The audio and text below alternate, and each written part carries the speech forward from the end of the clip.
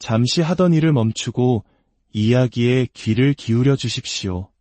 어쩌면 이 이야기는 당신의 삶이 통제불능의 상태로 완전히 빠져들기 전에 하나님께서 당신의 마음을 붙잡으시려는 마지막 부르심일지도 모릅니다. 이 메시지가 당신의 마음에 울림을 준다면 좋아요와 구독을 통해 더 많은 이들에게 하나님의 평강이 흘러가도록 동참해 주십시오. 당신의 작은 손길이 누군가에게는 절실한 위로와 희망의 빛이 될 수 있습니다. 이 채널을 통해 주님의 은혜를 나누는 모든 분들의 삶에 하나님의 축복이 가득하기를 기도합니다. 우리 주위에는 언제 터질지 모르는 폭탄처럼 늘 폭발 직전의 상태로 살아가는 사람들이 있습니다. 거슬리는 말 한마디, 막히는 도로 위에 몇 분, 집에서의 작은 말다툼 한 번이면 충분합니다. 그들은 소리치고 상처를 주고 사랑하는 이들을 밀어내고는 홀로 남아 후회의 쓴 잔을 마십니다. 어쩌면 그 사람이 바로 당신일지도 모릅니다. 어쩌면 당신의 영혼이 너무나 깊이 상처받고 무거운 짐에 짓눌려 있어 아주 사소한 일에도 삶의 균형을 잃어버리는 것일지도 모릅니다. 하지만 오늘 예수 그리스도의 이름으로 당신의 삶을 근본적으로 변화시킬 수 있는 한 가지 진리를 전하고자 합니다. 세상이 결코 줄 수도 빼앗을 수도 없는 평안이 있습니다. 주변 환경이나 사람에 의해 좌우되는 일시적인 평온이 아니라 하나님의 보좌로부터 직접 흘러나오는 영원한 평강입니다. 만약 당신이 이 비밀을 깨닫는다면 다시는 그 어떤 것, 그 어떤 사람 때문에도 마음의 평정을 잃지 않게 될 것입니다. 오늘 제가 전하려는 메시지는 바로 이것입니다. 어떤 이들의 마음은 마치 전쟁 중인 도시와 같습니다. 안으로는 소음으로 가득하고 밖으로는 혼돈이 가득합니다. 아침에 눈을 뜨는 순간부터 이미 지쳐 있고 매 순간 자신을 변명하고 방어하고 정당화하며 살아갑니다. 겉보기에는 평온해 보일지 몰라도 그 영혼은 용암처럼 들끓고 있습니다. 마음의 평정을 잃는 것은 외부에서 일어나는 사건이 아니라 우리 내부에서 시작됩니다.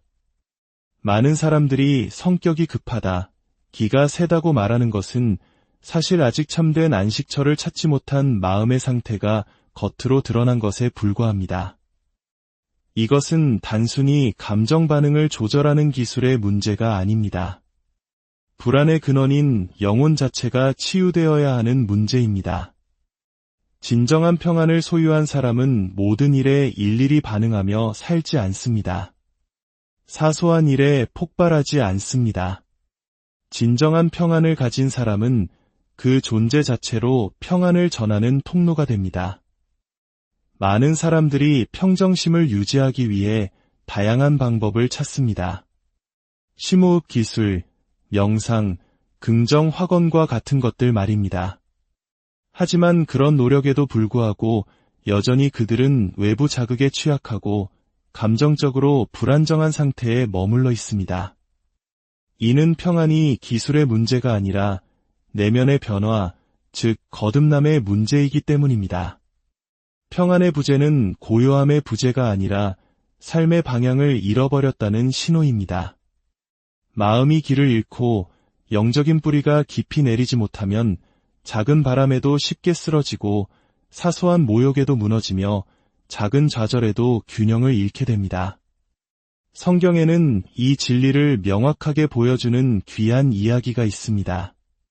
누가복음 10장, 예수님께서 마르다와 마리아, 두 자매의 집에 들어가셨을 때의 일입니다. 성경은 마르다가 많은 일로 분주했다고 기록합니다. 그녀는 최고의 식사를 대접하고 집안을 정리하고 모든 것을 완벽하게 해내고 싶은 마음에 이리저리 뛰어다녔습니다. 하지만 그 섬김의 행위 속에서 그녀의 영혼은 불안하고 어지러웠습니다. 그녀는 너무나 많은 걱정에 휩싸인 나머지 지금 바로 눈앞에 계신 예수님의 임재 그 자체가 가장 중요하다는 사실을 깨닫지 못했습니다. 반면에 마리아는 주님의 발치에 앉아 그분의 말씀을 경청했습니다. 그때 예수님께서 오늘날까지도 우리 영혼에 깊은 울림을 주는 말씀을 하십니다. 마르다야, 마르다야, 내가 많은 일로 염려하고 근심하나 꼭 필요한 것은 한 가지뿐이다. 마리아는 이 좋은 편을 택하였으니 빼앗기지 아니하리라. 자세히 보십시오. 마르다는 잘못된 일을 하고 있지 않았습니다. 그녀는 섬기려고 노력했습니다. 하지만 그 과정에서 평정심을 잃었고 삶의 초점을 잃었으며 주님의 임재를 느끼는 영적 감각을 잃어버렸습니다. 오늘날 얼마나 많은 사람들이 마르다처럼 살아가고 있습니까? 모든 것을 책임지려 하고 하나님께서 맡기시지도 않은 무거운 짐까지 짊어지고 살아갑니다. 그들은 소리치고 압박하고 요구하고 통제하려 하지만 사실 그네면 깊은 곳에서는 길을 잃은 채 방황하고 있습니다. 더 이상 쉬는 법을 모르고 신뢰하는 법을 잊었으며 멈추는 법을 잃어버렸습니다. 한 영혼의 가장 큰 소요는 주변 환경 때문이 아니라 삶의 중심에 그리스도의 임재가 부재하기 때문입니다. 마리아는 더 쉽거나 더 화려한 편을 택한 것이 아닙니다. 그녀는 가장 중요한 것을 택했습니다. 바로 예수님의 말씀을 듣기 위해 모든 것을 멈추는 것이었습니다. 마르다가 주변 환경을 통제하려고 애쓰는 동안 마리아는 자신의 모든 통제권을 주님께 내어드렸습니다. 마르다가 일이 자기 뜻대로 되지 않는 것에 짜증을 내는 동안 마리아는 예수님께서 그분의 뜻을 드러내시는 것을 보며 기뻐했습니다. 어쩌면 당신은 지금 수많은 걱정에 둘러싸여 통제 불가능해 보이는 상황들 앞에서 긴장하며 모든 것을 혼자 해결하려 애쓰는 마르다의 삶을 살고 있는지도 모릅니다. 당신의 영혼은 진정한 쉼을 갈망하며 비명을 지르고 있습니다. 그러면서도 당신은 자신의 조급함과 분노의 원인을 다른 사람들에게 돌리고 있을지 모릅니다. 길이 막히는 교통 때문이라고, 까다로운 상사 때문이라고, 무심한 배우자나 말 안 듣는 자녀들 때문이라고 말입니다. 하지만 진짜 문제는 당신 삶의 중심에 예수 그리스도의 임재가 없다는 것입니다. 평정심의 상실은 단순히 짜증의 결과가 아닙니다. 그것은 영적으로 무질서한 영혼이 겪는 필연적인 결과입니다. 마음이 마르다처럼 분주하고 쉽게 상처받고 끊임없이 요구하며 결국 탈진하게 됩니다. 더욱 위험한 것은 이런 상태에 있는 사람들이 자신의 감정 폭발을 마치 당연한 권리인 것처럼 정당화하기 시작한다는 것입니다. 나는 원래 이런 사람이야. 내 방식대로 되지 않으면 화가 나는 건 당연하지. 나는 무례한 건 절대 못 참아. 이런 말들은 개인의 성향을 드러내는 것 이상으로 아직 그리스도의 주권 아래 온전히 굴복하지 않은 삶의 모습을 보여줍니다. 예수님께서 주시는 평안은 감정적인 것이 아니라 영적인 것입니다. 그것은 주변 환경이나 다른 사람들의 협조에 의존하지 않습니다. 모든 것이 어긋나 보이는 상황 속에서도 여전히 모든 것을 주관하고 계신다는 확신에서 비롯되는 평안입니다. 그리고 이 평안은 우리 자신의 노력으로 만들어낼 수 없습니다. 그것은 오직 내어드림의 열매입니다. 마르다는 통제하려 했고 마리아는 내어드렸습니다. 마르다는 소음을 만들어냈고 마리아는 예수님의 부드러운 음성을 들었습니다. 마르다는 평정을 잃었고 마리아는 안식을 찾았습니다. 겉으로는 조용히 있지만 내면에서는 끊임없이 비명을 지르며 늘 긴장 상태로 살아가는 사람들이 있습니다. 이러한 내면의 상태는 관계, 결정, 그리고 좌절에 반응하는 방식에 그대로 반영됩니다. 하나님 안에서 쉬는 법을 배우지 못한 사람은 살아있는 시한폭탄과 같습니다. 작은 좌절은 거대한 폭풍이 되고 사소한 공격은 끔찍한 전쟁이 되며 작은 거절은 견딜 수 없는 상처가 됩니다. 하지만 하나님께서는 우리가 그렇게 살도록 부르지 않으셨습니다. 그분은 우리가 마리아처럼 그분의 발치에 앉아 신뢰하고 귀 기울이고 의지하는 법을 배우도록 부르십니다. 진정한 평온은 문제의 부재가 아니라 문제의 한가운데서 우리를 다스리시는 예수님의 임재입니다. 인생이라는 배가 흔들릴 수는 있지만 그분께서 함께 타고 계신다는 것을 아는 것입니다.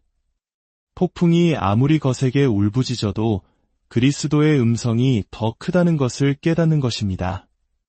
많은 사람들이 평안을 원하면서도 자신을 내어드리지 않고 평온을 갈망하면서도 신뢰하지 않으며 균형을 원하면서도 진정으로 중요한 것을 우선순위에 두지 않기 때문에 고통받습니다. 영혼은 수많은 잡다한 일들 속에서 길을 잃고 구원자 앞에서의 고요한 시간을 갖지 못합니다.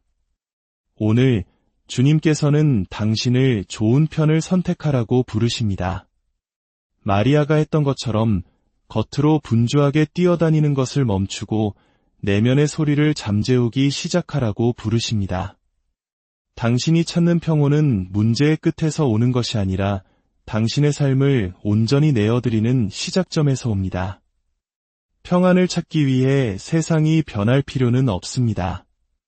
당신 안에서 그리스도께서 다스리시면 됩니다. 그럴 때 외부에서 오는 것들이 더 이상 당신을 지배하지 못합니다.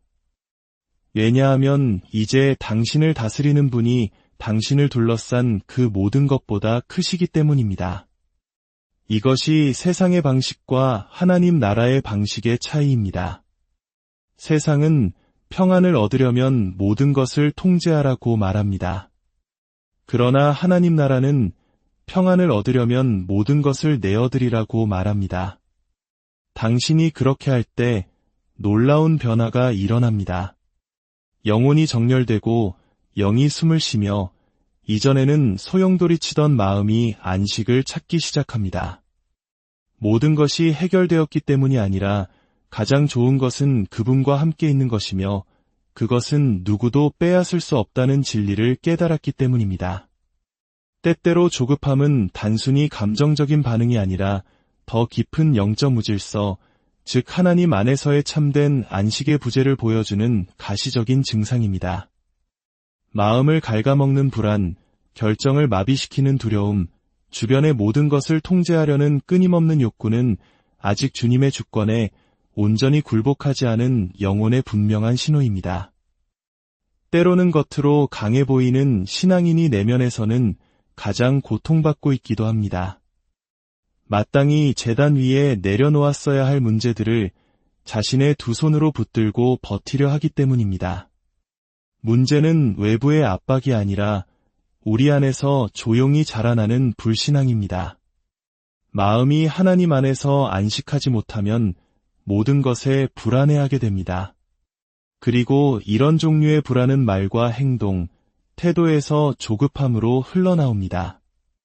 과부하가 걸린 영혼은 모든 것 앞에서 자신을 정당화하려 하고 사람과 결과, 결말까지 통제하려 합니다. 하지만 자기 인생의 하나님이 되려고 애쓰면서 가벼운 마음으로 살아갈 수 있는 사람은 아무도 없습니다. 이스라엘 역사상 가장 위대한 선지자 중 한 명인 엘리야의 삶이 바로 그 예입니다. 그는 하늘에서 불이 떨어지는 것을 보았고 홀로 바알의 선지자들과 맞서 싸웠으며 한나라 전체의 우상 숭배를 꾸짖었던 사람입니다. 그는 부인할 수 없는 기적의 통로였습니다. 하지만 그 위대한 영적 승리 직후 그는 깊은 정서적 붕괴를 겪습니다. 과거에 하나님께서 얼마나 위대하게 역사하셨는지를 보았다 할지라도 현재의 두려움이 당신의 마음을 지배하도록 내버려 둔다면 당신은 평안을 잃게 될 것입니다.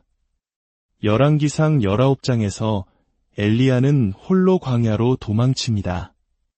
성경은 그가 로뎀 나무 아래에 앉아 죽기를 구했다고 말합니다. 이것은 그의 영혼의 실제 상태를 보여줍니다. 얼마 전까지만 해도 왕들을 대적하던 사람이 이제는 사라지기를 원하고 있습니다. 수많은 무리 앞에 섰던 선지자가 이제는 동굴 속에 숨기를 원합니다. 왜일까요? 믿음의 자리를 두려움에 내어주었기 때문입니다. 이세벨의 위협이 주는 압박감이 하나님의 능력을 기억하는 것보다 더 크게 느껴지도록 허용했기 때문입니다. 우리 중 많은 이들이 엘리야와 같습니다. 믿음과 용기로 가득한 순간이 있다가도 다음 순간에는 미래를 예측하려 애쓰고 온갖 두려움을 짊어지고 스스로의 전략을 계획하며 앞으로 나아갈 길이 보이지 않는다는 사실에 정서적으로 무너져 내립니다. 우리는 주님께서 이미 행하신 일들을 잊어버리고 그분께서 약속하신 것들을 무시한 채 인간적인 노력의 의지에 생존하려고 합니다. 바로 그 지점에서 하나님께서는 우리를 만나주십니다. 요란한 외침이나 분주함 속에서가 아니라 고요한 침묵 속에서 말입니다. 하나님께서는 엘리야를 한 동굴로 이끄셨고 그곳에서 많은 사람들이 결코 이해하지 못하는 한 가지를 가르쳐 주셨습니다. 하나님의 음성은 항상 강한 바람이나 지진, 불 가운데서 들리는 것이 아니라는 사실입니다. 때로는 세미한 음성으로 다가오십니다. 그리고 그 속삭임은 오직 두려움의 소음을 잠재우는 법을 배운 사람만이 들을 수 있습니다. 이 교훈은 매우 심오합니다. 하나님께서는 당신의 음성을 들려주시기 위해 소리치실 필요가 없습니다. 오히려 우리가 그분의 음성을 듣기 위해 우리 내면을 잠잠하게 해야 합니다. 우리 안이 소음으로 가득 차 있는 한 위로부터 오는 방향을 들을 수 없습니다. 불안으로 가득 차 있는 한 평안은 질식할 수밖에 없습니다. 조급함은 일이 뜻대로 진행되지 않기 때문에 생기는 것이 아닙니다. 모든 것이 자신의 방식과 자신의 시간에 일어나기를 바라는 마음 때문에 생깁니다. 그리고 이것은 불신앙의 직접적인 결과입니다. 조급함의 뿌리는 종종 신뢰의 부족에 있습니다. 신뢰한다는 것은 모든 것이 제자리를 벗어난 것처럼 보일 때에도 하나님께서 여전히 모든 것을 주관하고 계심을 받아들이는 것입니다. 신뢰한다는 것은 상황이 반대로 말할 때에도 순종을 계속하는 것입니다. 신뢰한다는 것은 우리 내면의 시계가 절망적으로 울리고 있을 때에도 그분의 시간을 기다리며 쉬는 것입니다. 이러한 신뢰는 책에서 배우는 것이 아니라 은밀한 곳에서, 광야에서, 동굴에서, 영혼의 가장 깊은 바닥에서 배우는 것입니다. 엘리야는 그 고통의 장소에서 하나님의 음성을 들었을 때 비로소 다시 힘을 얻었습니다. 주님께서는 그를 먹이시고 회복시키시고 새로운 사명을 주셨습니다. 이것은 우리에게 강력한 사실을 보여줍니다. 하나님께서는 그분을 신뢰하는 자들을 회복시키실 뿐만 아니라 그들의 위치를 재조정하십니다. 당신이 분주하게 뛰어다니는 것을 멈추고 귀 기울이기 시작할 때 당신은 다시 방향을 가지고 걷기 시작할 것입니다. 그러나 이를 위해서는 통제하려는 욕구, 의심, 불안의 소음을 잠재워야 합니다. 믿음은 영혼이 신뢰하기로 결심하는 침묵 속에서 자라납니다. 많은 사람들이 간과하는 진실이 있습니다. 조급함이 항상 성격의 문제는 아니라는 것입니다. 많은 경우 그것은 아버지에 대한 신뢰를 잃어버린 영혼의 반영입니다. 기도는 하지만 기다리지 않습니다. 말씀을 읽지만 신뢰하지 않습니다. 교회는 다니지만 의심에 사로잡힌 마음을 그대로 가지고 다닙니다. 이로 인해 그들은 불안하고 요구가 많고 거칠고 연약해집니다. 어떤 장애물은 위기가 되고 하나님의 어떤 침묵은 버림받음이 됩니다. 그러나 진정한 안식은 모든 것을 이해하는 데 있는 것이 아닙니다. 이해하지 못하더라도 신뢰하는 데 있습니다.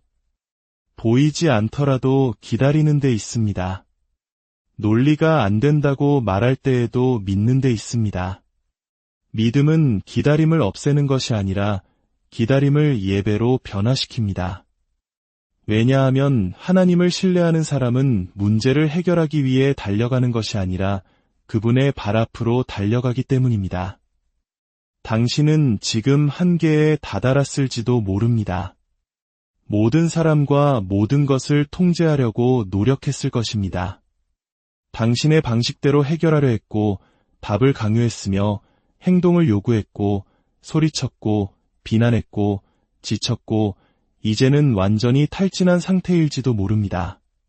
하지만 당신을 위한 좋은 소식이 있습니다. 하나님께서는 여전히 모든 것을 주관하고 계십니다.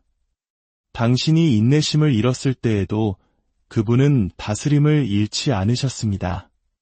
모든 것이 당신의 손을 떠났을 때에도 아무것도 그분의 손에서 벗어나지 않았습니다. 조급함의 치유는 간단한 결정에서 시작됩니다.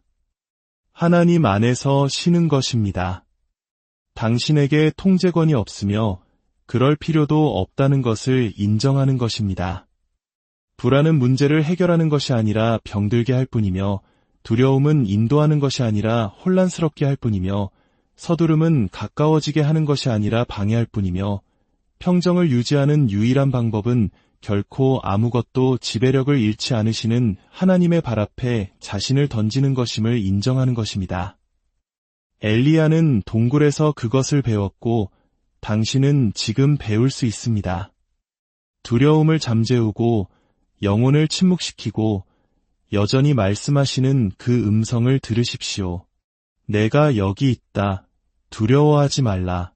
내가 너를 강하게 하고 너를 돕고 너를 붙들리라. 당신에게 필요한 것은 더 많은 통제가 아니라 더 많은 신뢰입니다. 더 많은 논쟁이 아니라 더 많은 믿음입니다. 더 많은 예측이 아니라 더 많은 내어드림입니다. 당신이 그렇게 할 때 평안이 찾아올 것입니다. 일시적인 평안이 아니라 상황에 의존하지 않는 진정한 평안, 설명할 수 없고 오직 경험할 수만 있는 평안, 혼돈 속에서도 그럼에도 불구하고 나는 주님을 신뢰합니다. 라고 말할 수 있는 사람의 평안이 임할 것입니다. 배는 비어있지 않았고 폭풍은 실제였습니다. 바다는 요동치고 바람은 울부짖었으며 물은 배 안으로 밀려 들어왔습니다. 바다에 익숙했던 제자들조차 절망에 빠졌습니다. 마가복음 4장의 이 장면은 상징적인 이야기가 아닙니다. 문자 그대로 일어난 사건입니다. 하지만 그 눈에 보이는 폭풍 뒤에는 오늘날까지도 우리에게 깊은 교훈을 주는 보이지 않는 진리가 숨어 있습니다. 공포는 외부에서 일어나는 일 때문에 생기는 것이 아니라 내면의 신뢰가 부재할 때 생겨납니다. 제자들이 도움을 청하며 소리치는 동안 예수님께서는 주무시고 계셨습니다. 부주의나 무관심 때문이 아니었습니다. 그분은 평안하셨기 때문에 주무실 수 있었습니다. 그리고 그분의 평안은 주변 상황에서 온 것이 아니라 아버지께서 모든 것을 주관하고 계신다는 확신에서 온 것이었습니다. 대부분의 사람들은 모든 것이 잠잠해져야 평온을 얻을 수 있다고 생각합니다. 바람이 멎고 바다가 잔잔해지고 모든 문제가 해결되어야만 쉴 수 있다고 믿습니다. 그러나 하나님의 말씀은 우리에게 더 깊은 진리를 제시합니다. 완전한 평온은 폭풍의 부재에 달려있는 것이 아니라 신뢰의 존재에서 비롯된다는 것입니다. 그리고 진정한 신뢰는 당신과 함께 배에 타고 계신 분이 누구인지를 아는 것에서 시작됩니다. 예수님께서는 폭풍에 놀라지 않으셨습니다. 그분은 바다가 거칠어지고 바람이 강하게 불 것을 알고 계셨습니다. 하지만 그분은 또한 그 어떤 것도 하나님의 목적을 가라앉힐 수 없다는 것을 알고 계셨습니다. 이것이 바로 우리에게 부족한 점입니다. 우리의 평온한 부족은 종종 우리가 걷고 있는 길 뒤에 더 큰 목적이 있다는 사실을 잊어버리기 때문에 생깁니다. 우리는 배에 함께 계신 분에게서 눈을 떼기 때문에 파도의 소리에 놀랍니다. 우리는 약속이 아닌 상황으로 안전을 측정하기 시작합니다. 그리고 우리가 그렇게 할 때마다 두려움이 승리합니다. 제자들이 마침내 예수님을 깨웠을 때 그들의 말에는 고통이 가득했습니다. 선생님이여, 우리가 죽게 된 것을 돌보지 아니하시나이까? 이 질문은 관점을 잃어버린 불안한 마음을 드러냅니다. 그들은 너무나 공포에 사로잡힌 나머지 주님의 돌보심 자체를 의심하기에 이르렀습니다. 그러나 예수님께서 일어나셨을 때 그분은 바람을 꾸짖으셨을 뿐만 아니라 그들의 불신앙도 꾸짖으셨습니다.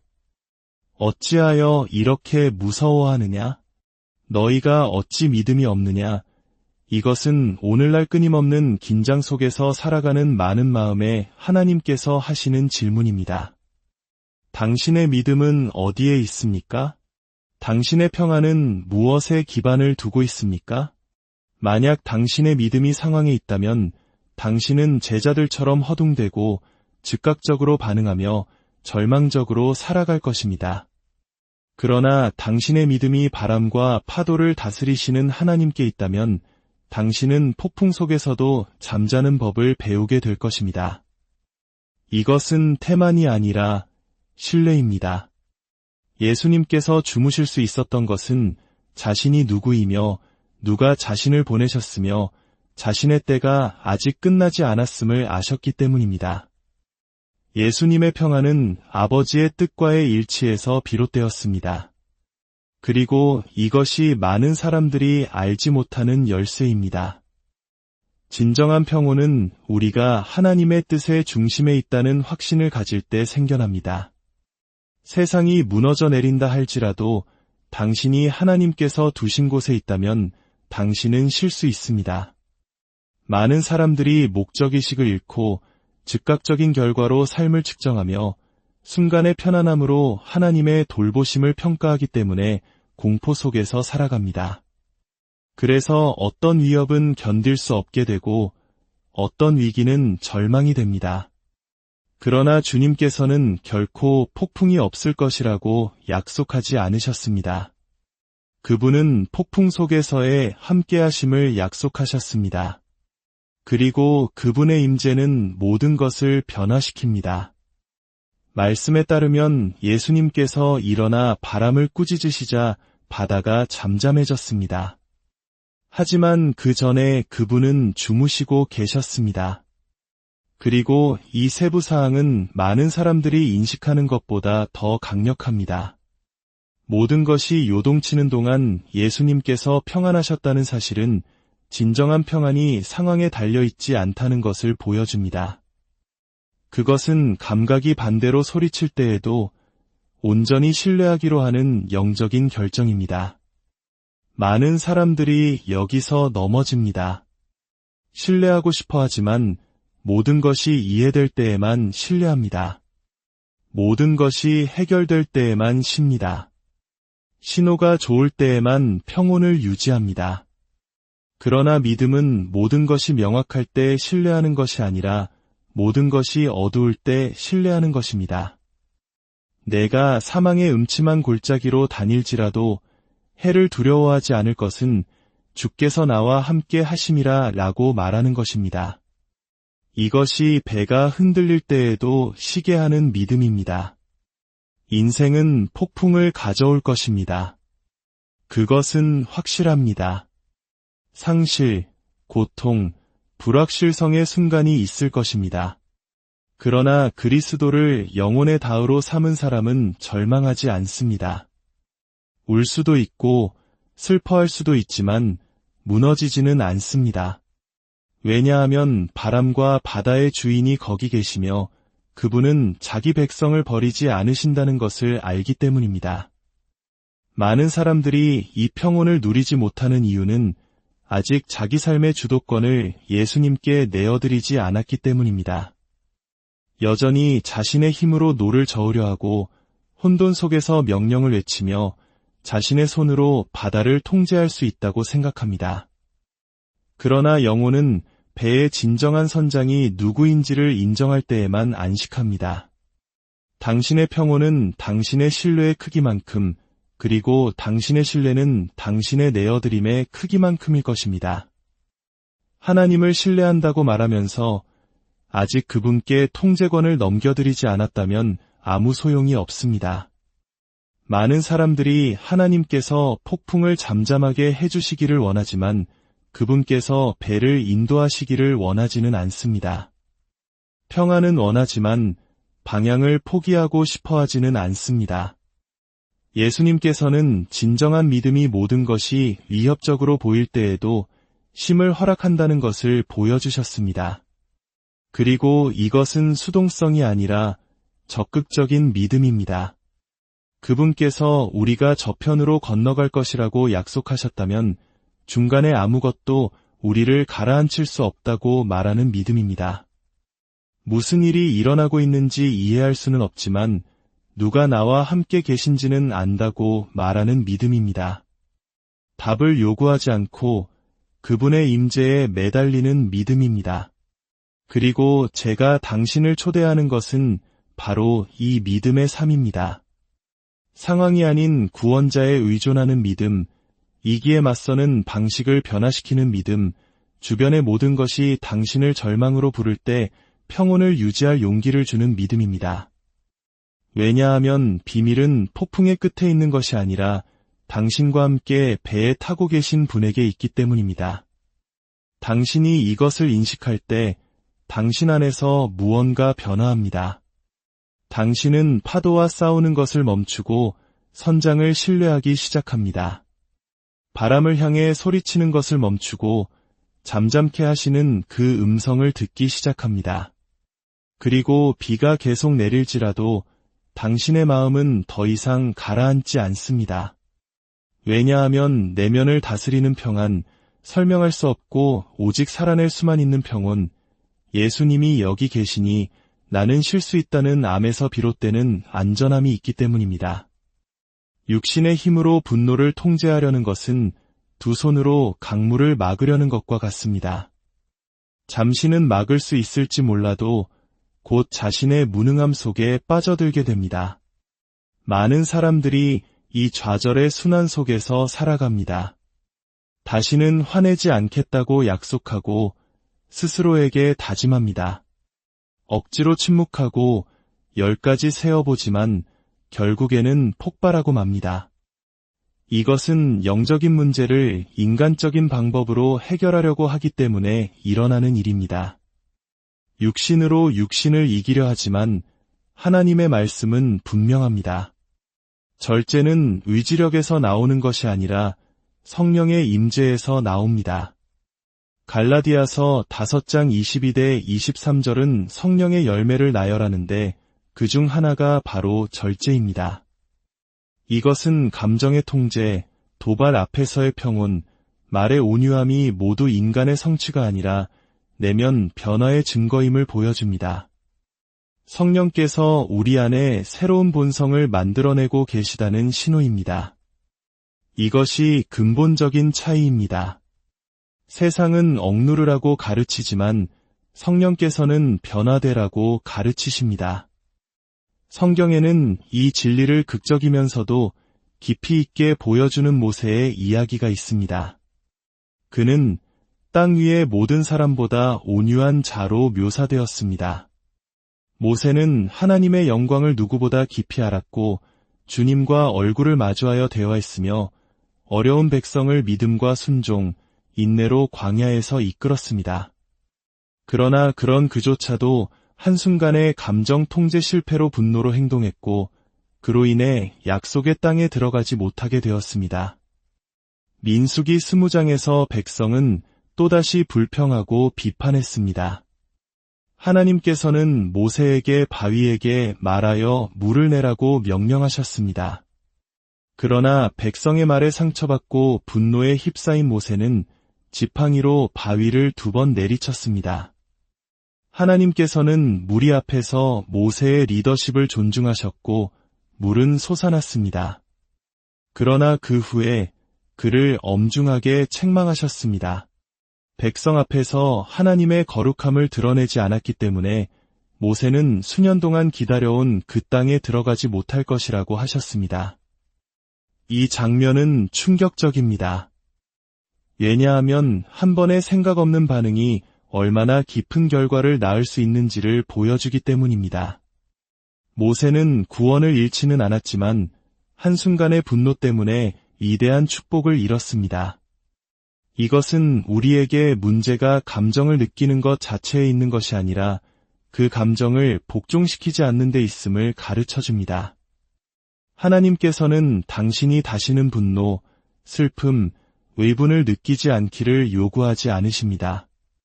다만 그 감정들이 육신에 의해 지배되는 것이 아니라 성령의 임재를 통해 걸러지기를 원하십니다.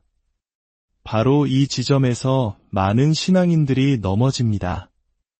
그들은 영적인 삶이 더 나은 사람이 되기 위해 자신을 강요하는 것이라고 생각합니다. 그러나 복음은 자기 개발의 제안이 아니라 죽음과 부활의 제안입니다.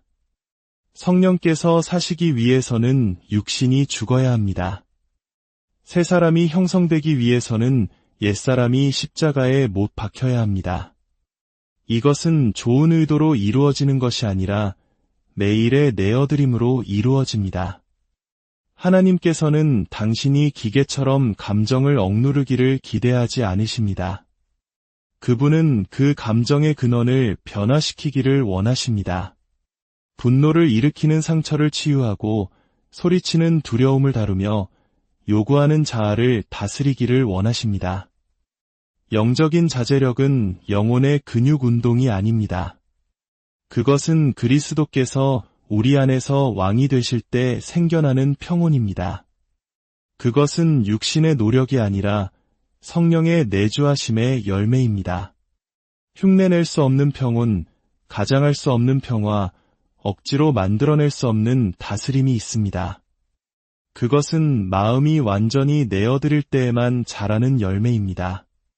그리고 이 내어드림은 이론적인 것이 아니라 실제적인 것입니다. 매일의 본성에게 아니오라고 말하는 것입니다.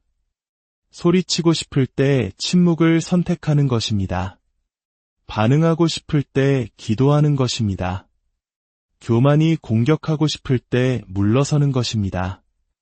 이것은 자연스럽게 오는 것이 아니라 우리 안에 계신 성령의 역사로 오는 것입니다. 문제는 많은 사람들이 경작 없이 열매를 원한다는 것입니다. 절제는 원하지만 육신에 대해 죽고 싶어 하지는 않습니다. 온유함은 원하지만 자신의 오름을 포기하고 싶어 하지는 않습니다. 평화는 원하지만 내면에서 전쟁을 일으키는 모든 것을 계속해서 키워나갑니다. 영적 변화는 포기를 요구하고 포기는 용기를 요구합니다. 항상 옳아야 한다는 생각을 포기하는 것은 어렵습니다. 자격 없는 사람을 용서하는 것은 어렵습니다. 불의 앞에서 침묵하는 것은 어렵습니다. 그러나 바로 그곳에서 성령께서 가장 깊이 일하십니다. 자신의 힘으로 자신을 통제하려는 영혼은 언젠가 부서지지만 성령께 자신을 내어드리는 영혼은 가장 긴장된 상황에서도 지혜롭게 반응하는 법을 배웁니다. 이것은 억압이 아니라 영적 성숙입니다. 성령의 음성이 육신의 충동보다 더 강하다는 것을 아는 것입니다. 우리 안에 계신 하나님의 영이 우리 혼자서는 결코 할 수 없는 일을 할 수 있도록 우리를 능하게 하신다는 것을 신뢰하는 것입니다. 하나님께서는 완벽을 요구하지 않으십니다. 그분은 내어드림을 기대하십니다. 그분은 우리가 흙이라는 것을 아시고 우리가 실패할 것을 아시지만 우리를 성장하고 성숙하며 성화의 길에서 그분과 동행하도록 부르십니다. 당신이 육신을 부인하고 성령을 선택할 때마다 당신은 성숙을 향해 한 걸음 더 나아가는 것입니다. 내면에서는 여전히 싸우고 있더라도 온유함으로 반응할 때마다 성령께서 당신을 빚어가고 계십니다. 과정은 느리지만 실제적입니다. 그리고 이 길에서 인내하는 사람은 언젠가 자신뿐만 아니라 주변에서도 그 열매를 거두게 될 것입니다. 성령과 함께 사는 사람들은 더운 날의 그늘과 같습니다. 긴장이 있는 곳에 안도를 가져다 줍니다. 외침 속에서 온유한 대답이 되고 혼돈 속에서 평온이 됩니다. 감정을 느끼지 않기 때문이 아니라 다른 사람에게 감정을 쏟아내기 전에 하나님께 먼저 자신의 감정을 내어드리는 법을 배웠기 때문입니다. 그들은 치유받은 사람들이고 치유받은 사람들은 다른 이들을 치유합니다. 성령께서 맺게 하시는 온유함은 약함이 아니라 통제된 힘입니다. 연민을 가진 용기이며 부드러움을 가진 견고함이며 사랑을 가진 진리입니다. 그리고 이런 종류의 평온은 성령의 역사 없이는 결코 이룰 수 없습니다. 그러니 혼자 힘으로 강해지려고 애쓰는 것을 멈추십시오. 육신의 무기로 싸우는 것을 멈추십시오. 은밀한 장소로 들어가 그분의 임재를 구하고 변화를 위해 부르짖으십시오. 성령께서 당신의 내면을 다스리기 시작하실 때 당신은 평온이 분노의 부재가 아니라 당신 안의 모든 것을 다스리시는 그리스도의 임재임을 깨닫게 될 것입니다. 많은 사람들이 일상의 문제 때문이 아니라 그들을 둘러싼 사람들 때문에 끊임없는 긴장 상태로 살아갑니다. 어떤 가정에서는 모든 대화가 전쟁터가 되고 어떤 직장에서는 어떤 말이든 갈등의 빌미가 됩니다. 한때 기쁨의 원천이었던 관계가 소모의 원천이 되었습니다. 이 모든 것은 평화로 응답하는 법을 배우는 대신 여전히 분노로 반응하기 때문입니다. 영혼은 상처받았고 육신은 항상 공격할 준비가 되어 있습니다. 그러나 하나님과 동행하는 사람은 진정한 힘이 논쟁에서 이기는 데 있는 것이 아니라 마음을 지키는 데 있다는 것을 배웁니다. 반응하는 것과 응답하는 것 사이에는 깊은 차이가 있습니다. 반응하는 사람은 충동적으로 행동하고 응답하는 사람은 지혜로 행동합니다. 반응은 자동적이지만 응답은 내면의 다스림의 열매입니다. 그리고 성숙한 신앙인은 모든 도발이 같은 크기의 응답을 받을 가치가 없다는 것을 이해합니다. 왜냐하면 어떤 상황에서는 침묵이 최고의 승리이며 온유함이 가장 큰 힘의 증거이기 때문입니다. 성경은 다윗의 삶에서 이에 대한 인상적인 예를 보여줍니다. 사무엘상 24장에서 다윗은 질투와 두려움, 불안에 사로잡힌 사울 왕에게 부당하게 쫓기고 있었습니다. 사울은 다윗이 자신에게 아무런 해를 끼치지 않았음에도 불구하고 그를 죽이고 싶어 했습니다. 그러던 어느 순간 다윗은 복수할 절호의 기회를 손에 넣게 됩니다. 사울이 쉬기 위해 한 동굴에 들어왔는데 그곳에 다윗과 그의 부하들이 숨어 있다는 것을 알지 못했습니다. 다윗의 부하들은 말합니다. 지금이 바로 그때입니다.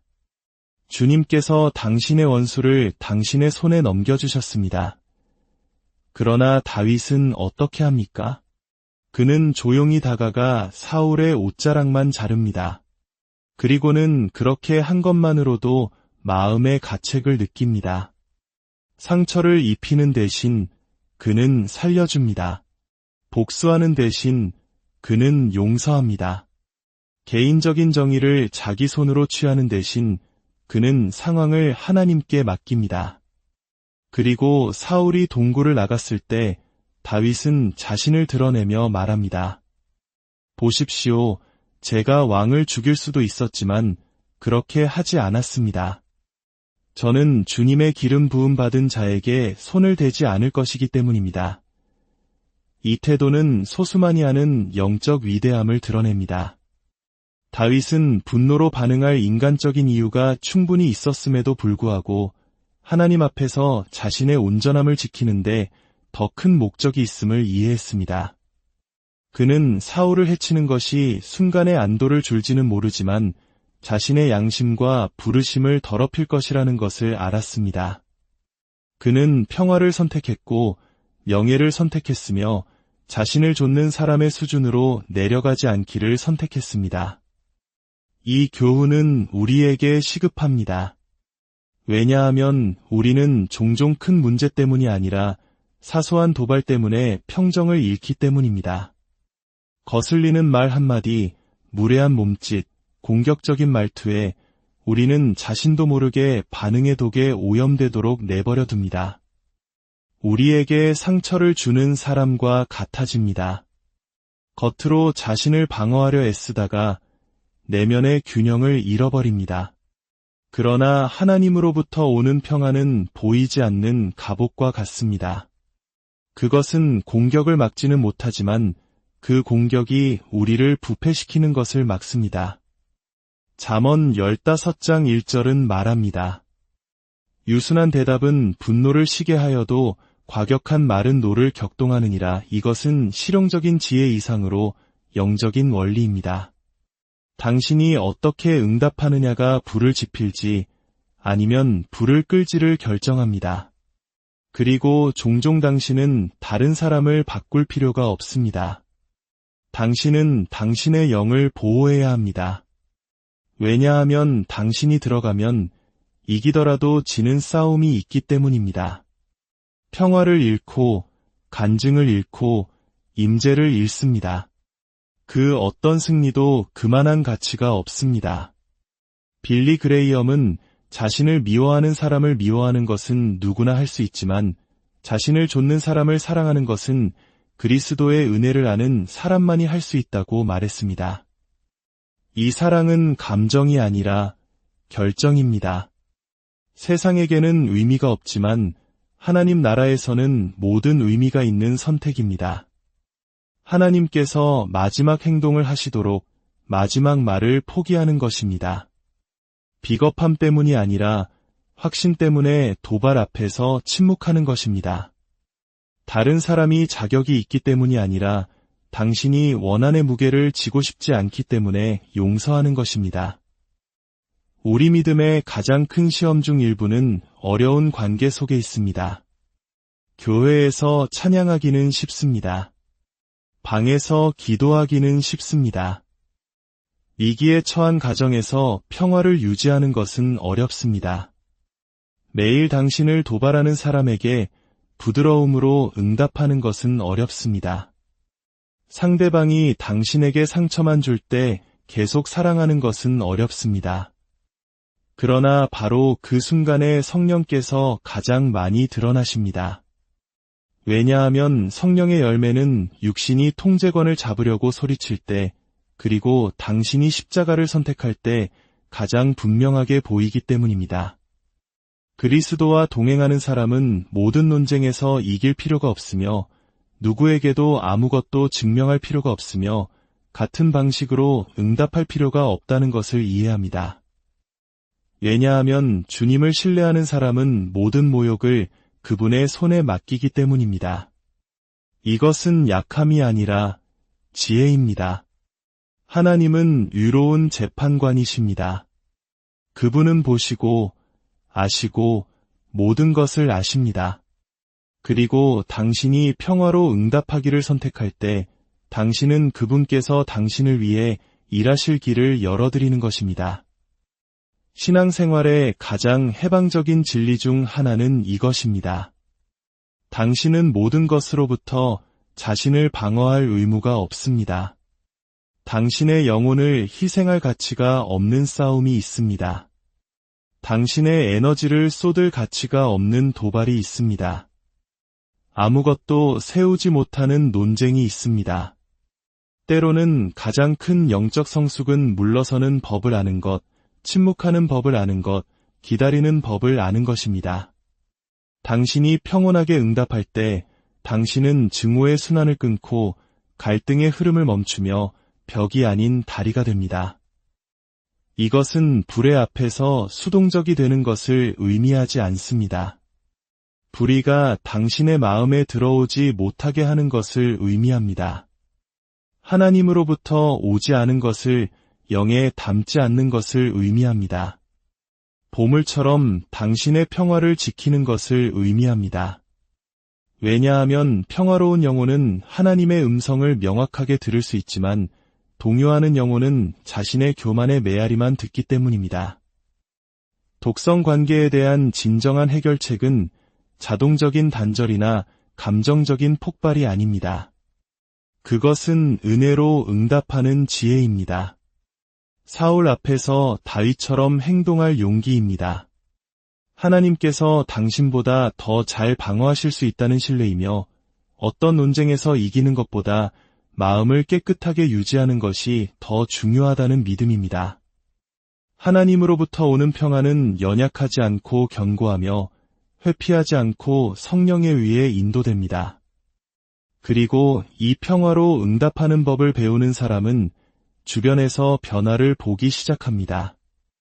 왜냐하면 빛은 항상 어둠을 흩어버리고 부드러움은 항상 위대함을 드러내며 평화는 항상 자유를 가져오기 때문입니다. 당신에게 상처를 주는 사람의 인질이 되지 마십시오. 다른 사람의 분노가 당신을 빗도록 허용하지 마십시오.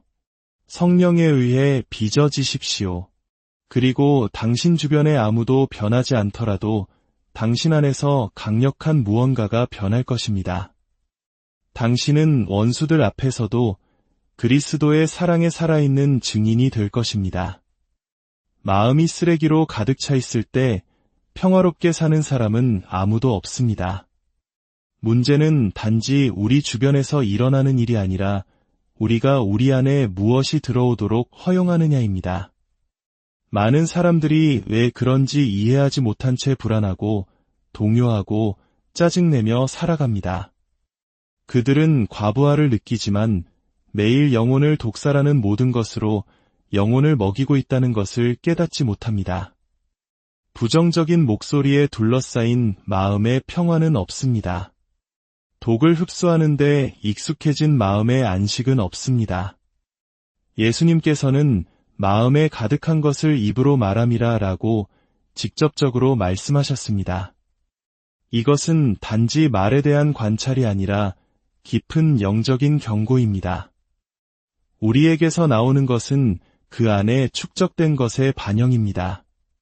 누군가가 끊임없이 폭발하고 모욕하고 의심하고 불평하며 산다면 그것은 하나님으로부터 오지 않은 것들로 가득 찬 내면의 창고가 있기 때문입니다. 들어오는 것이 쓴맛, 두려움, 허영, 분노, 혼란이라면 나가는 것은 결코 평온, 희망, 평화가 될 수 없습니다. 내면의 불안은 아무 데서나 생겨나지 않습니다. 그것은 우리가 깨닫지 못하는 사이에 매일 내리는 작은 선택들에 의해 만들어집니다. 우리가 듣는 것, 보는 것, 대화하는 사람, 자주 가는 환경, 소비하는 콘텐츠, 이 모든 것들이 우리 내면에 씨앗을 뿌리고 머지않아 그 씨앗은 싹을 틉니다. 마음에 심은 것은 인생에서 자라납니다. 그러므로 진정한 평온은 우리가 영혼에 무엇을 먹이는지에 대한 깊은 경계를 요구합니다. 하나님의 말씀은 빌립보서 4장 6대 8절에서 우리에게 명확한 지침을 줍니다. 바울은 이렇게 씁니다. 아무것도 염려하지 말고 다만 모든 일에 기도와 간구로 너희 구할 것을 감사함으로 하나님께 아뢰라.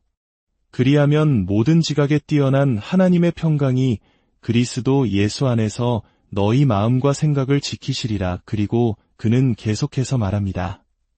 끝으로 형제들아 무엇에든지 참되며 무엇에든지 경건하며 무엇에든지 오르며 무엇에든지 정결하며 무엇에든지 사랑받을 만하며 무엇에든지 칭찬받을 만하며 무슨 덕이 있든지 무슨 기림이 있든지 이것들을 생각하라. 이것은 단지 영적인 시가 아니라 실제적인 지침입니다. 바울은 당신이 생각하는 것이 당신이 느끼는 것을 형성하고 당신이 느끼는 것이 당신이 어떻게 사는지를 결정한다고 말하고 있습니다.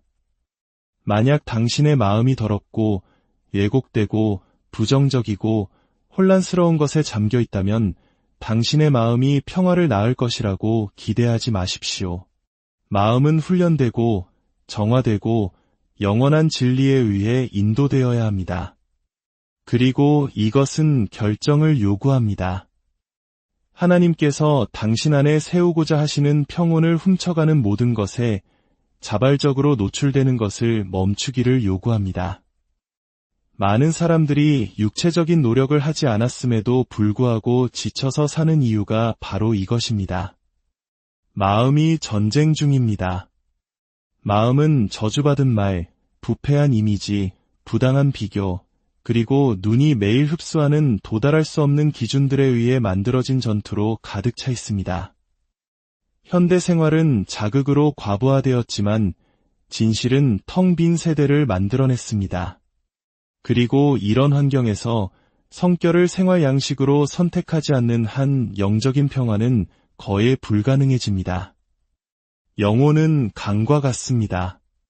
수원지가 오염되면 모든 물줄기는 흐리고 더러워질 것입니다. 많은 사람들이 헛된 의식, 강요된 행동, 종교적인 척으로 물의 표면을 청소하려고 노력해왔습니다. 그러나 뿌리는 계속 오염되어 있습니다. 내면이 파괴적인 모든 것으로 계속해서 먹여진다면 평온한 척하는 것은 아무 소용이 없습니다. 비밀은 평온한 행동을 강요하는 데 있는 것이 아니라 근원을 정화하는 데 있습니다. 그리고 근원은 우리가 들어오는 것을 걸러낼 때에만 깨끗해집니다. 실질적으로 이것은 우리를 하나님으로부터 멀어지게 하는 목소리를 포기하고 비교, 질투, 교만, 혼란을 일으키는 콘텐츠 소비를 중단하는 것을 의미합니다. 험담, 판단, 끊임없는 비판이 전부인 환경을 피하는 것입니다. 불안, 두려움, 반항, 분노를 심는 대화에서 멀어지기를 선택하는 것입니다. 이것은 광신이 아니라 지혜입니다. 하나님께서 당신 안에 세우려고 하시는 것을 보호하는 것입니다. 평화는 건설이며 그것은 경계에서 시작됩니다. 증오의 씨앗을 심고 사랑의 열매를 거둘 수는 없습니다. 소리, 논쟁, 저속함, 하찮은 것들로 몇 시간을 채우고 자녀나 배우자 또는 자신의 양심을 대할 때 평화를 기대할 수는 없습니다. 마음은 말씀과 일치해야 합니다. 마음은 기도로 경작되어야 합니다. 그래야만 평화의 열매가 맺힙니다. 침묵을 가꾸는 것도 필요합니다. 결코 쉬지 않는 마음이 있습니다. 왜냐하면 그들은 결코 멈추지 않기 때문입니다. 침묵 속에 있을 수 없고 하나님과 단둘이 있을 수 없으며 자신의 영혼의 소리를 견딜 수 없습니다. 그래서 그들은 내면에서 소리치는 것을 억누르기 위해 세상의 볼륨을 최대로 높이고 살아갑니다. 그러나 하나님께서는 소음 속에서 말씀하지 않으십니다. 그분은 내밀한 곳에서 말씀하십니다. 그리고 소음으로 가득 찬 사람은 결코 그분의 음성을 듣지 못할 것입니다. 의도적으로 살기로 선택할 때, 어떤 것이든 들어오도록 허용하는 것을 멈추기로 결정할 때, 성경으로 우리의 생각을 걸러낼 때, 불평을 감사로 바꿀 때, 소셜미디어에서 낭비되는 시간을 하나님의 임재 안에서 얻는 시간으로 바꿀 때에만 일어나는 영적인 정화가 있습니다. 이것은 갑작스러운 변화가 아니라 점진적인 변화입니다. 세상의 독을 생수의 샘으로 바꾸는 것입니다. 그리고 그렇게 할 때 무언가 변화하기 시작합니다. 이전에 동요하던 마음이 안식을 찾고 이전에 지쳤던 마음이 숨을 쉬기 시작합니다.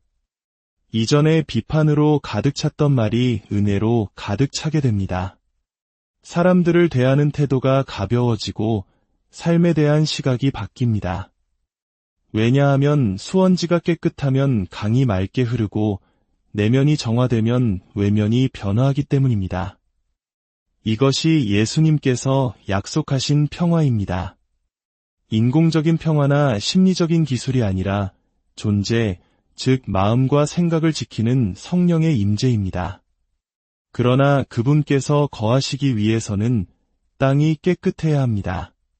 동요시키고 무겁게 하고 오염시키는 것을 포기하고 세우고 정화하고 생명을 가져오는 것을 선택해야 합니다. 하나님 안에 마음을 지키는 자는 평안을 얻습니다. 거룩한 생각을 가꾸는 자는 평온한 삶을 만듭니다. 들어오는 것을 지키는 자는 나가는 것을 보호합니다. 왜냐하면 입은 오직 마음이 담고 있는 것을 흘려보내기 때문입니다. 그리고 하나님으로 가득 찬 마음은 소리로 응답하지 않고 은혜로 응답합니다. 절망하지 않고 신뢰합니다. 공황에 빠지지 않고 머무릅니다.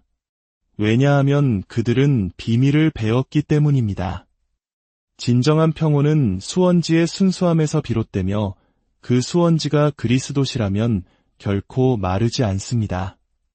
진정한 평화는 연약하지 않습니다. 사람들의 기분에 따라 흔들리지 않고 나쁜 소식 앞에서 꺼지지 않으며 힘든 날들이 지나가도 고갈되지 않습니다.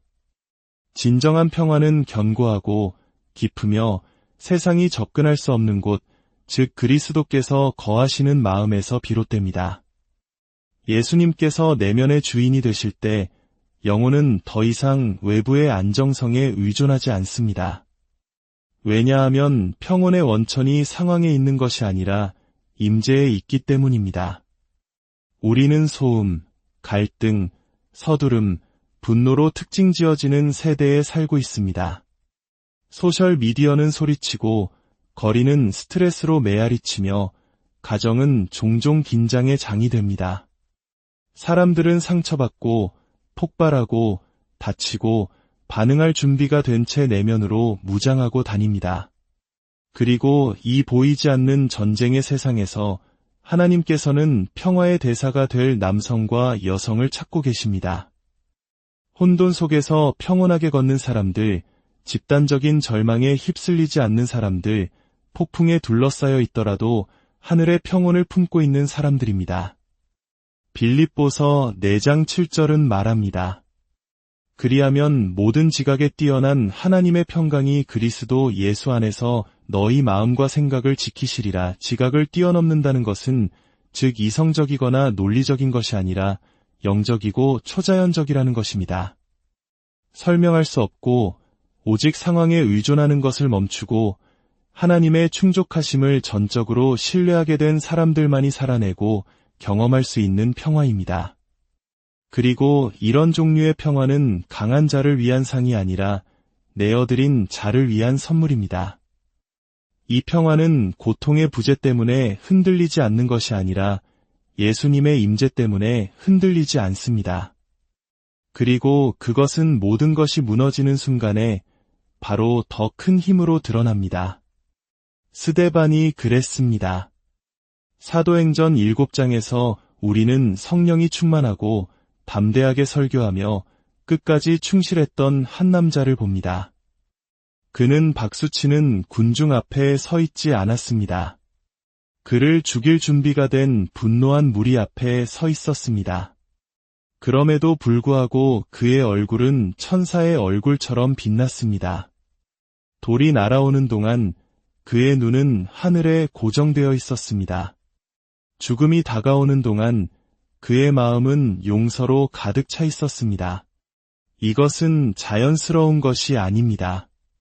어떤 인간도 극심한 불의 앞에서 이렇게 반응하지 않습니다. 그러나 스데반은 더 큰 것에 사로잡혀 있었습니다. 그는 누구도 훔쳐갈 수 없는 평화에 잠겨 있었습니다. 그는 증오로 반응하지 않았고 공격자들을 저주하지 않았으며 그들을 위해 중보했습니다. 그는 하늘이 열린 것을 보았고 그 환상은 폭력의 모든 공포를 대체했습니다. 그가 바라본 영광은 그가 겪은 증오보다 더 컸습니다. 그리고 이것은 우리 영혼에 새겨져야 할 교훈을 가르쳐줍니다. 눈이 예수님께 굳건히 고정되어 있을 때 마음은 두려움에 굴복하지 않습니다. 이 평화는 영적인 사치가 아니라 시급한 필요입니다. 왜냐하면 그것을 소유하지 않은 사람은 환경의 자비에 따라 살기 때문입니다. 칭찬받으면 기분이 좋고 비판받으면 무너집니다. 이해받으면 평온해지고 오해받으면 무너집니다. 다른 사람들이 하는 일이나 하지 않는 일에 의존하며 살아갑니다. 그러나 그리스도 안에 굳게 선 신앙인은 자신의 안정성이 세상이 자신을 어떻게 대하느냐에 있는 것이 아니라 하나님께서 자신을 어떻게 붙드시느냐에 있다는 것을 압니다. 하나님의 평화는 수동성이 아니라 내면의 힘, 균형, 성숙, 공격성 없는 저항, 부드러움을 가진 견고함입니다. 그리고 이 평화는 눈에 보여야 합니다. 그것은 예수님을 진정으로 만난 사람의 살아있는 증거가 되어야 합니다. 하나님에 대해 말하면서 사소한 일에 폭발하며 사는 것은 소용이 없습니다. 복음에 대해 설교하면서 끊임없는 감정적 동요 속에서 사는 것은 소용이 없습니다. 평화는 성령의 서명이며 그분과 동행하는 사람은 어디에 있든 그 평화의 통로가 됩니다. 이 평화는 원수에 대한 무기입니다. 왜냐하면 마귀는 절망하지 않는 사람을 어떻게 해야 할지 모르기 때문입니다.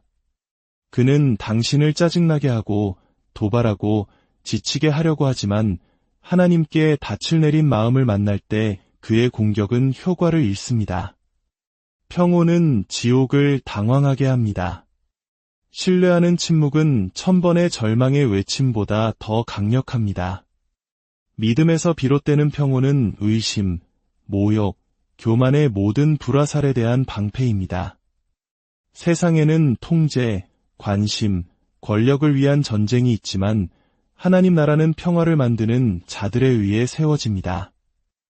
예수님께서는 화평하게 하는 자는 복이 있나니 그들이 하나님의 아들이라 일컬음을 받을 것이미요 라고 말씀하셨습니다.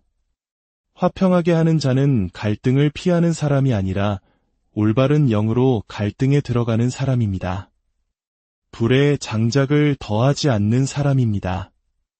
지혜로 응답하는 사람입니다. 은혜로 무장 해제시키는 사람입니다. 땅이 굳어 있을 때에도 화해를 심는 사람입니다. 이것은 약함이 아니라 초자연적인 힘입니다. 그리고 이것이 하나님께서 당신을 평화의 대사로 부르시는 이유입니다. 단지 평온하게 사는 사람이 아니라 평온을 전하고 환경을 변화시키며 임재로 폭풍을 잠잠하게 하고 악에게 지지 않고 선으로 악을 이기는 사람, 세상의 분노에 전염되는 대신 하늘의 평온으로 세상을 전염시키는 사람입니다. 이 평화는 가능하지만 완전한 내어드림을 요구합니다. 당신이 여전히 자신을 보호하고 복수하고 정당화하려고 하는 동안에는 그것을 경험할 수 없습니다. 당신 마음의 보좌가 여전히 불안, 서두름, 자기 보존에 의해 점령되어 있는 동안에는 이 평화를 살 수 없습니다. 이 평화는 오직 그리스도께서 다스리시는 곳에서만 다스리고 자아가 십자가에 못 박힌 곳에서만 거하며 자신의 뜻이 제단 위에 놓인 곳에서만 꽃을 피웁니다. 당신은 지금 문제에 둘러싸여 있을 수 있고 힘든 순간을 겪고 있을 수 있습니다. 그러나 그것이 당신이 평화를 갖는 것을 막지는 못합니다. 왜냐하면 이 평화는 상황에서 오는 것이 아니라 이로부터 오기 때문입니다. 그것은 당신 주변의 것에 의존하지 않고 당신 안에 있는 것에서 싹틉니다. 그리고 그리스도께서 당신 안에 계시다면 아무것도 그것을 훔쳐갈 수 없습니다. 어떤 악의적인 말도, 어떤 상실도, 어떤 배신도, 어떤 나쁜 소식도 하나님 자신에 의해 심어진 것을 빼앗을 수 없습니다. 그리고 당신이 아직 이 평화를 모른다면 초대는 분명합니다. 당신의 삶을 예수님께 드리십시오. 이것은 종교적인 변화가 아니라 깊은 변화입니다. 당신 영혼의 통치권을 포기하고 평강의 왕이 통제권을 잡도록 하는 것입니다. 전쟁 속에서 쉬는 것입니다. 보지 않고도 신뢰하는 것입니다. 눈에 눈물이 있어도 미소 짓는 것입니다. 왜냐하면 그분께서 들어오시면 두려움이 떠나고 그분께서 다스리시면 평온해지며 그분께서 말씀하시면 영혼이 침묵하기 때문입니다. 이것이 누구도 훔쳐갈 수 없는 평화입니다. 그리고 오늘 당신 안에 거할 수 있는 것이 바로 이 평화입니다. 폭풍의 생존자로서가 아니라 절망적인 세상에서 하나님의 평온의 대사로서 살기로 결심하십시오. 그러면 당신이 가는 곳마다 평화가 함께할 것입니다. 세상은 분노할지 모르지만 당신의 마음은 그리스도 안에 머물 것이기 때문입니다. 그리고 그것이 모든 것을 바꿉니다. 주님께서 당신에게 흔들리지 않는 평화, 세상이 이해하지 못하고 빼앗을 수 없는 평화로 옷 입혀주시기를 바랍니다. 그리스도의 평강이 항상 당신의 마음을 다스리고 당신이 어디에 있든 그분의 임재에 살아있는 반영이 되기를 바랍니다. 하나님께서 당신